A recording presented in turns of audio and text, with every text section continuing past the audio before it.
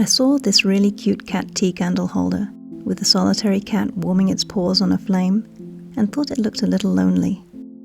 So I modelled one with a pair of cats in Blender. You can get the file for free from my Thingiverse page. It took about 8 hours to print, and the supports took about 15 minutes to remove as they were in all sorts of fiddly and hard to reach places.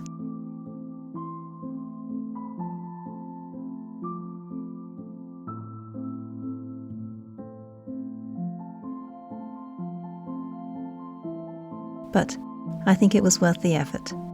Stick an electric tea candle in there and it looks really cozy.